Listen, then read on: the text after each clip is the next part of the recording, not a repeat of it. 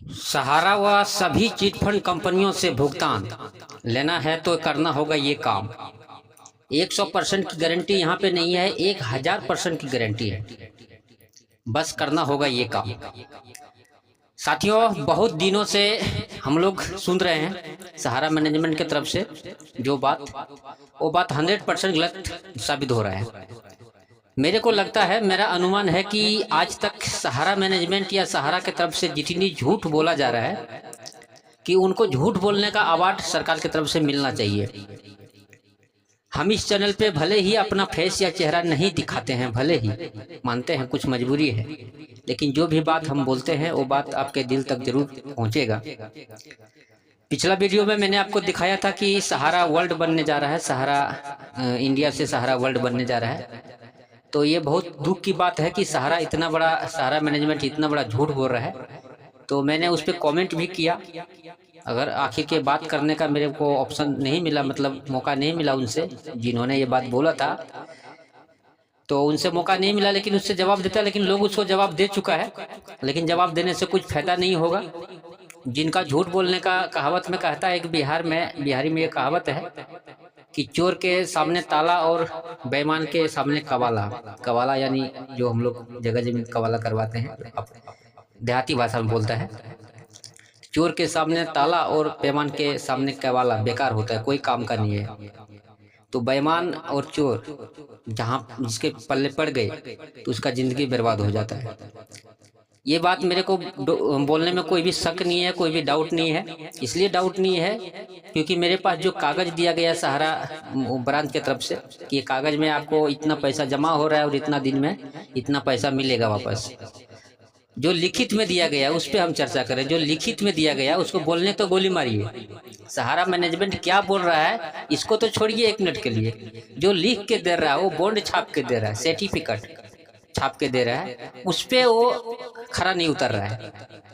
बाकी बात करता है वो सहारा वर्ल्ड का, तो गुस्सा तो कितना आता है निवेशकों को, तो निवेशक ही जानते हैं। सहारा का जो भी है वो चिटफंड कंपनी जितना है ये बोलने के काबिल नहीं है। लेकिन मैं इस बात से, इस सभी जितने सारे बात मैं सुनता हूँ, देखता हूँ, इस सभी से एक ही चीज़ समझ में आता है कि सरकार को इस पे अवार्ड देना चाहिए। सहारा मैनेजमेंट को, सहारा के जितने मैनेजमेंट के ऊपर से नीचे तक है, सबको इसमें अवार्ड देना चाहिए सरकार को। तो आज हम आपको जो इस वीडियो पे जो चर्चा का विषय मेरा है, जो जानकारी देने जा रहा हूँ उस पे आते हैं और आपको बताते हैं कि सहारा से पेमेंट लेना है या सहारा जैसे और भी जितने कंपनी है इनसे पेमेंट लेना है तो आपको ये काम करना पड़ेगा। जो काम इस वीडियो में बताया गया है, मदन लाल आज़ाद जी जो संगठन के बहुत बड़े संगठन है उनका, और बहुत पुराना संगठन भी है सहारा चिटफंड, सभी चिटफंड कंपनियों के लिए वो लड़ रहे हैं। 1 सितंबर से उनका असहयोग आंदोलन भी चल रहा है और लगातार चलते रहेगा। और उनका मकसद यही है, उनका कहना यही है कि वर्क एक्ट कानून जो 2019 में बना था उस कानून के तहत ही पैसा मिल सकता है। और सरकार से निवेदन कर रहा है, सरकार से आग्रह भी कर रहा है और सरकार से खरा सामने मतलब दावा के साथ भी कर रहा है कि सरकार आपको ये कानून लागू करना ही पड़ेगा। हर तरीका से सरकार को कहने की कोशिश कर रहा है, लेकिन सरकार अभी सुन नहीं रही है।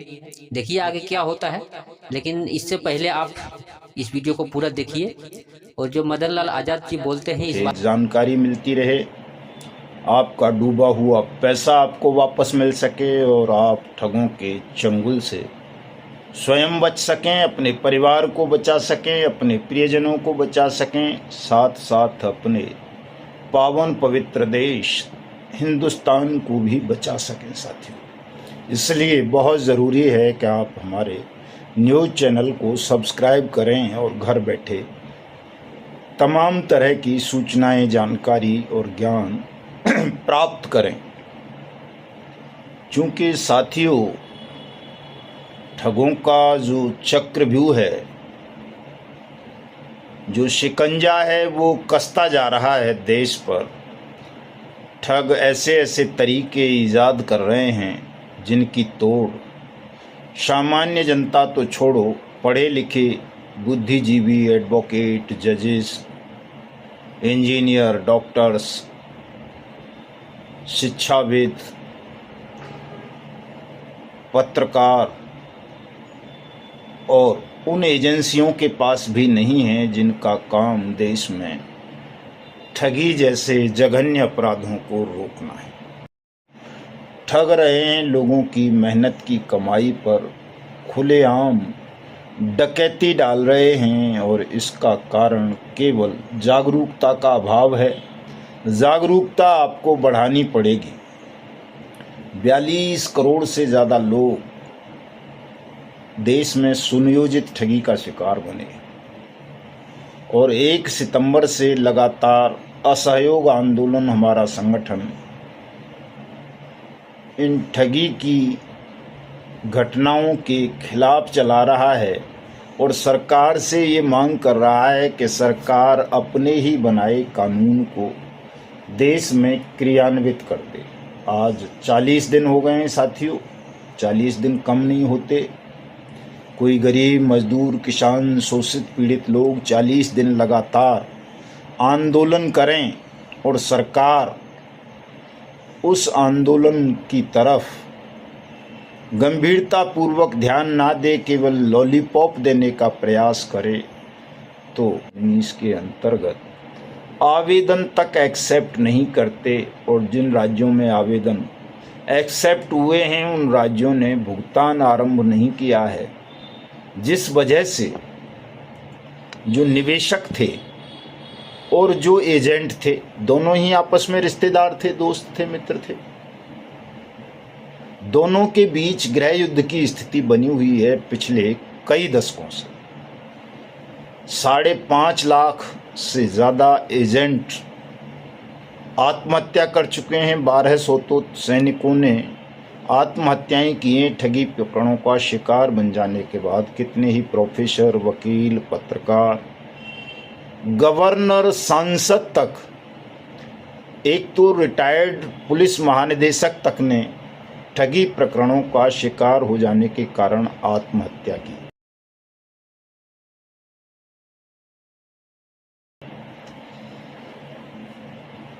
सुप्रीम कोर्ट के कितने ही आदेश धूल फांकते रहे कि योजनाओं को गैरकानूनी मानकर इन पर प्रतिबंध लगाया, इसलिए आप तकनीकी रूप से, कानूनी रूप से निवेशक भी नहीं हैं, केवल ठगी के शिकार हैं। ठगी पीड़ित इसके लिए उपयुक्त शब्द है जिससे सरकार बचना चाहती है, चूंकि अगर ठगी पीड़ित शब्द का इस्तेमाल उसने किया तो दुनिया सरकार के मुंह पर थूकेगी, थू होगी कि 42 करोड़ से ज़्यादा लोग योजनाबद्ध ठगी का, अपराध का शिकार कैसे बन गए। इसलिए सरकार इस शब्द का उपयोग नहीं करना चाहती और इस शब्द का उपयोग ना होने की वजह से ही बेईमान सिस्टम और ठगों को लाभ मिल रहा है साथियों, और हम इस चीज़ को समझ नहीं पा रहे क्योंकि हम इतने जागरूक नहीं हैं। 2 साल से ज़्यादा समय हो गया लगातार हमको देशाटन करते हुए मिशन भुगतान भारत यात्रा कार्यक्रम के अंतर्गत पूरे देश को जगाने का काम कर रहे हैं, लेकिन सरकार की ओर से कहीं भी हमको कोई सहयोग नहीं मिला। प्रशासन के अधिकारियों ने इतना अवश्य किया, वो भी इसलिए चूँकि कानून हमारे हाथ में होता है, कानून की बुक होती है तो कानून तो बना ही है, ऐसे कोई मना तो कर ही नहीं सकता कि कानून नहीं है। कई राज्यों में नोटिफिकेशन है सरकारों के, सेंट्रल का नोटिफिकेशन है, प्रेसिडेंट ऑफ इंडिया का, मिनिस्ट्री ऑफ फाइनेंस का, तो कोई ये तो कह नहीं सकता ये कानून है नहीं। तो इस वजह से केवल कई राज्यों में प्रशासन ने PACL पल्स में आपने देखा होगा तमाम प्रधानमंत्री, तमाम गवर्नर, तमाम चीफ मिनिस्टर उसके कार्यक्रमों में जाते थे, तमाम क्रिकेटर, तमाम वो आम आदमी पार्टी के एक संजीव अरोड़ा सांसद है राज्यसभा से, उसके यहाँ छापेमारी चल रही है 2-3 दिन से ईडी की, वो भी पोंजी स्कीम्स PACL पल्स वाले मैटर को लेकर के। तो आप समझ सकते हैं कि जो तथाकथित देश का सबसे बड़ा ईमानदार बनता है अरविंद केजरीवाल, वो भी ठगी में संलिप्त है, प्रधानमंत्री ठगी में संलिप्त है। कांग्रेस के तो अनेक नेताओं पर पोंजी स्कीम्स में संलिप्त रहने के आरोप हैं, मुकदमे चल रहे हैं। शिवसेना वाला संजय राउत जेल में रह के आया था। तो कहने का आशय ये है साथियों, ठगों से न सदन खाली हैं, न सरकार खाली है, न समाज खाली है, न उद्योग खाली हैं और न कोई और स्थान बचा है। इसलिए आपको अपनी जागरूकता बढ़ानी होगी, अपना संगठन बढ़ाना होगा, क्योंकि 40 दिन के असहयोग आंदोलन, दिन रात तमाम आपदाएं कष्ट झेलने के बाद भी आप जुटे हुए हैं।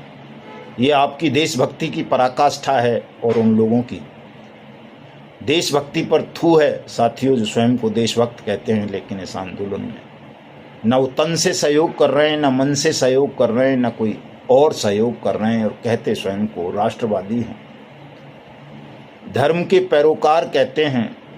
मैं समझता हूँ चाहे वो किसी भी धर्म के मानने वाले हों, इस्लाम के या हिंदू के या ईसाई के या सिख के या बुद्ध के या जैन के, यदि इस आंदोलन में वो कोई सहयोग नहीं कर रहे तो निश्चित रूप से वो देशभक्त नहीं है, देशद्रोही हैं, गद्दार हैं।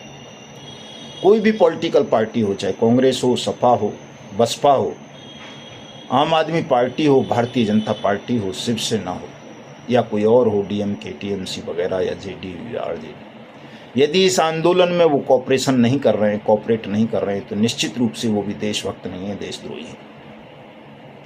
तो ऐसे तमाम लोगों से जो देशद्रोही हों, गद्दार हों, केवल ढोंग करते हों राष्ट्रभक्ति का, धार्मिक होने का, उनसे आप कोई उम्मीद मत करो। अब तो आपको स्वयं जागना होगा, अपने संगठन का विस्तार करना होगा, इस आंदोलन को मजबूती देनी होगी साथियों, और इस पूरे बेईमान सिस्टम को जमींदोज करना होगा। जब तक इस पूरे बेईमान सिस्टम और ठग साम्राज्य को जमींदोज करने के लिए जनसाधारण, जो ठगी का शिकार बने हैं लोग और जो देश को अंश मात्र भी सच में प्रेम करते हैं, ढोंगी नहीं, उन सबको एक साथ आकर इस लड़ाई को लड़ना होगा। तमाम अन्य बातों को, अन्य चीज़ों को भूल कर, चूँकि हमें भावनाओं के नाम पर बांटा गया है, धर्म के नाम पर बांटा गया है, जातियों के नाम पर बांटा गया है, भाषाओं के नाम पर बांटा गया है, क्षेत्रों के नाम पर बांटा गया है, कंपनीज और क्रेडिट कोऑपरेटिव सोसाइटीज़ के नाम पर बांट दिया गया है कि तू सहारा वाला है, तू पल्स वाला है, तू आदर्श वाला है, तू बाइक बोट वाला है, तू रोज वैली वाला है, तू जीसीए वाला है, तू कल्पतरु वाला है, तू कर्मभूमि वाला है, तू टोगो रिटेल वाला है, तू जेकेबी वाला है, तो तू विश्वास ट्रेडिंग वाला है, तो तू नवजीवन वाला है, तू संजीवनी वाला है, तू आपको एक तरह से जीवन दान होगा।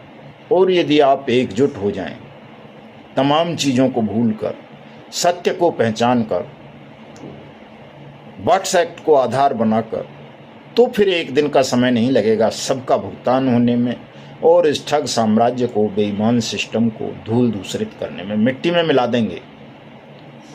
सच बता रहा हूं आपको, नारायण साक्षी हैं।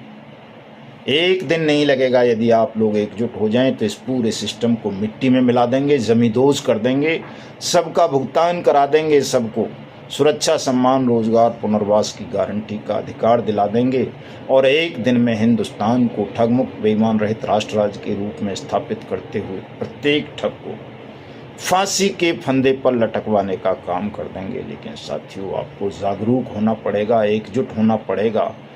ठगों के दलालों के, बेईमान सरकारों के झांसों से बाहर निकलना पड़ेगा साथियों। जनमत पैदा करना होगा, दिन रात जुट जाओ जनमत पैदा करने में। अब किसी ज्ञापन गूपन की जरूरत नहीं है किसी को देने की, बहुत ज्ञापन हो गए, बहुत मिल लिए सबसे। अब तो आप केवल जनमत पैदा करो, जन चेतना की आंधी ले आओ देश में और एक ऐसा ज्वालामुखी तैयार कर दो सत्य का, संगठन का, जिसमें जलकर तमाम बेईमान और ठग भस्म हो जाए। संगठन का विस्तार करो, ज़्यादा से ज़्यादा लोगों तक इस लड़ाई को पहुंचाओ कि 1 सितंबर से लगातार अनिश्चितकालीन असहयोग आंदोलन सरकार द्वारा, संसद द्वारा बनाए गए कानून की क्रियान्वयन के लिए चल रहा है और सरकार उस पर कोई ध्यान नहीं दे रही।